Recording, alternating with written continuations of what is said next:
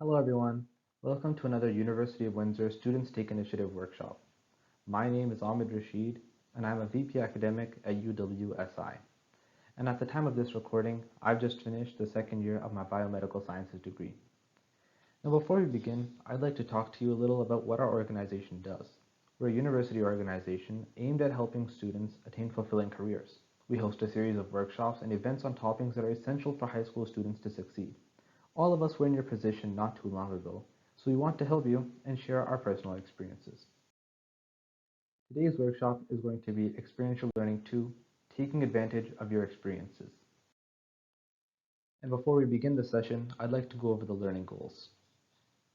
By the end of this presentation, I hope you understand what the application process is like, how to write a strong professional resume, how to present yourself in interviews, methods for answering interview questions and how to talk about your experiences, and where you can find resources to improve your resume and interview skills. But first, let's recap Experiential Learning 1. Why are experiences so important? Well, experiential learning leaves a greater impact on you than classroom learning because it engages all of your senses. Experiences also allow you to develop skills that you can't learn from a textbook or in the classroom. These skills and experiences are important for applying to jobs, universities, colleges, scholarships, etc. And one thing I want you to keep in mind is that high grades alone are not enough. The way I like to think about it is that good grades are your ticket to the race, but experience is what gets you across the finish line. And as to how you can find these experiences, there are many different types of extracurricular activities, and each one is important and beneficial in its own way. Volunteering is an unpaid position where you assist organizations in their work. A great place to look for this is on EDSB or in local organizations such as public libraries, religious institutions, and school clubs. Internships and co-ops are a place where you can get work-related training in a field or industry of your interest, and these can be paid or unpaid. Usually co-op is paid and full-time position, while internships are unpaid part-time positions. And to get involved in this, you can ask instructors who teach relevant courses, or you can look on LinkedIn. And lastly, our jobs. These are positions of employment which are paid, and you can apply online for businesses in your area, or you can check out the Youth Job Connection at the New Canadian Centre for Employment. Now the next couple of slides are going to explain the application process, specifically how to prepare a good resume and how to prepare for an interview. So when you apply for a position, you're usually going to start off by submitting a resume, and then if your resume is selected among the countless that are submitted, then you get to do an interview. A resume is a document that lists all your qualifications and your experiences, while an interview is a face-to-face conversation between you and your potential employer or supervisor. One thing to remember is that these are your first impressions, so you want to make sure that it's good because there's going to be a lot of applicants. And this is also your opportunity to show your selling points. You should take this chance to show what makes you special and stand out, and make the person reviewing your application want to choose you over other applicants. And here's just an example of what a resume looks like. It's just a document detailing education, work experience, volunteer experience, and personal information such as email address and phone number. So how do you write a good resume? Well, first of all, resumes shouldn't be too long since employers have to look at many resumes, so you want to keep it concise. Preferably not longer than 2 pages, and you should have formal language, no slang, and no typos. Remember, this is your first impression, so you don't want to ruin it with a spelling mistake. Make sure you have someone like a family member or a friend look over your resume before you submit it. I've listed 3 resources here that I think are really valuable. The first one at jobbank.governmentofcanada.ca tells you a list of criteria of things you should have in your resume and things you shouldn't have in your resume. There are a lot. They're quite simple, but there are a lot of them, which is why I didn't list each of them on this slide. So make sure you check that out while writing your resume. As for the second link at indeed.com, you can find lots of great resume examples and even resume templates where you just have to put your information in and it'll fill it in for you. And lastly, this is the most important one. At the New Canadian Centre for Excellence, you can find counselors who can help you review your resume and make it stronger. Now, among all the criterias that you can find on the Job Bank of Canada, I chose one that I think is the most important and listed here, which is that you should use strong action words and provide details about the work you've done. And this is important because it helps you stand out and it makes your experience sound more impressive. This is probably the most important thing to have in a resume after making sure that there's no spelling issues or anything like that. One website that I really like to use is the Muse, which gives you 185 words that are really strong, descriptive, that are going to make your resume sound a lot stronger. One thing to keep in mind is that employers generally only look at resumes for a few seconds, so you want to take that opportunity to make a really strong impression. If your impression is kind of lackluster or it's just average, you probably will not get picked. And here's just a funny example. Obviously, these are jokes. But you can see on the left-hand side, there's a joke about how you could say that you changed a light bulb, or you could also say that you managed the successful upgrade and deployment of a new environmental illumination system with zero safety incidents. Now, it's obvious that one of these sounds a lot more impressive than the other. Now, obviously, this is a bit exaggerated. You wouldn't go this far, but you do want to make sure that you're using strong words, descriptive words, in order to make your resume really pop out. And the list that I gave you in the last slide and the counselors at NCCE can really help make your resume strong like that. If your resume made you seem like a good enough applicant, you'll be invited in for an interview. Some things to keep in mind are, first of all, be professional. Just like your resume, which was your first introduction, this is your first time meeting in person with them, so make sure you give them a good impression. The first step is to dress professionally. How formal you dress depends on where you're applying. If you're applying at a law firm, for example, you would wear a full suit. But if you're applying at McDonald's, a dress shirt and tie would be more than enough. It's also important to be well groomed.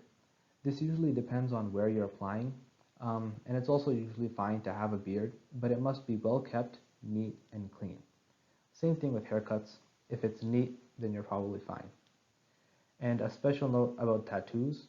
In recent years, biases towards tattoos have gone down, but many employers still look down at it and still think of it as a negative, so it's best to cover up any visible tattoos that you might have. The second most important thing for your interview is to practice, practice, practice.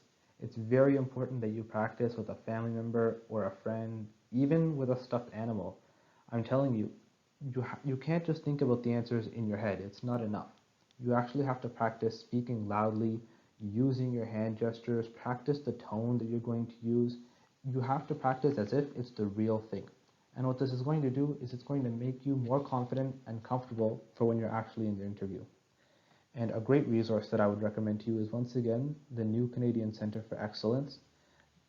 They have counselors who are going to provide mock interviews and then give you feedback. So they'll interview you as if you're applying for a job, and then once the interview is done, they'll tell you how you can improve.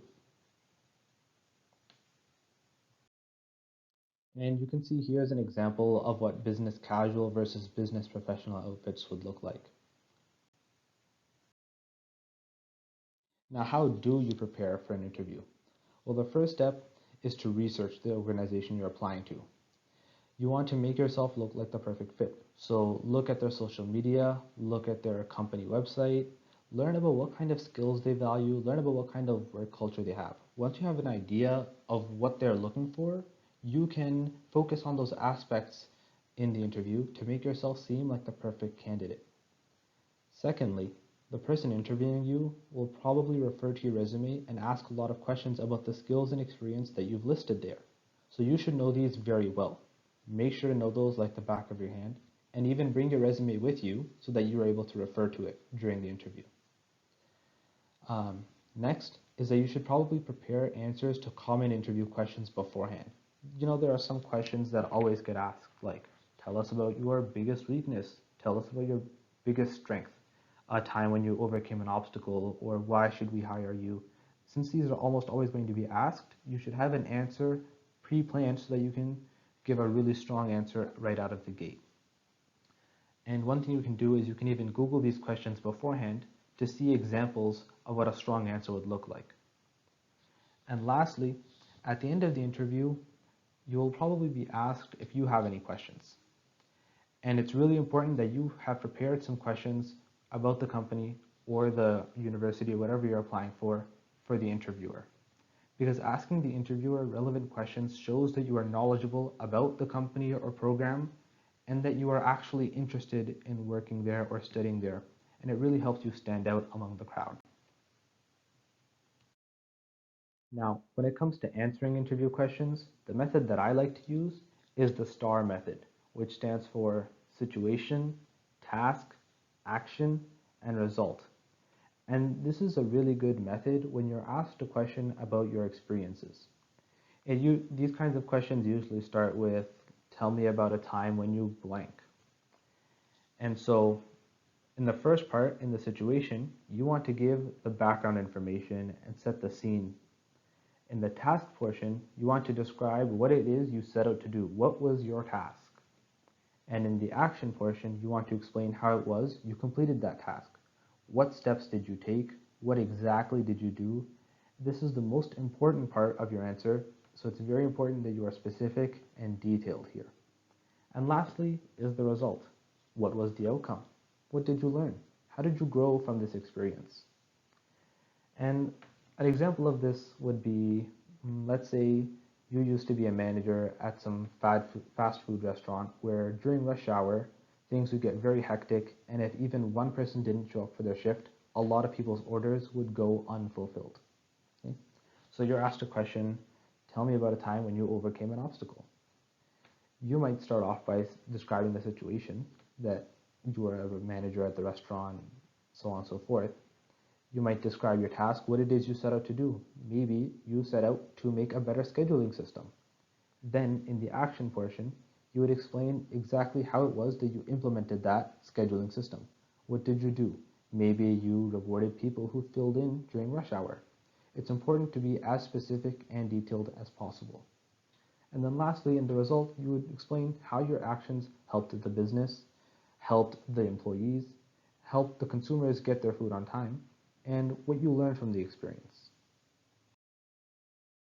Now, before I end this workshop, I want to leave you with some general tips. The first is that you should try and volunteer in a lot of different positions at a lot of different organizations. And this is important because it's going to give you a variety of experiences and make you more well-rounded.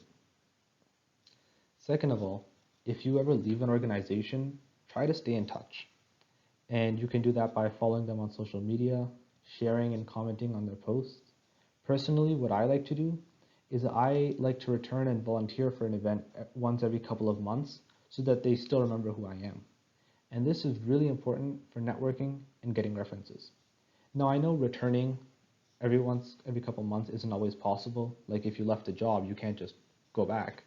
But when it is possible, it's really great because first of all, networking is a great way for you to learn about new opportunities that might be available. And usually your colleagues will know about them. And secondly, regarding references, employers will often ask for references from your past colleagues. And so when you want to go and ask someone to write a reference letter for you, you don't want to ask someone you haven't talked to in 2 years. They might not even remember who you are. That's why it's important to stay in touch so that they still remember who you are. And one thing to remember regarding references is that you should always ask the person who's going to write your reference for you before you give their contact information to an employer. And lastly, you should always update your resume frequently as you get new experiences so that you're always up to date. Now that's it for this workshop. I hope you learned about what the application process is like, how to write a strong professional resume, how to present yourself in interviews, the methods for answering interview questions and how to talk about your experiences, and where you can find resources to improve your resume and interview skills. That's it for this workshop. Thank you so much for listening. If you have any questions, don't hesitate to reach out to us and ask. The email will be in the bottom right corner once my camera is turned off. And be sure to check out our social media where we post new information about our workshops and valuable resources for you. Thank you once again for joining us.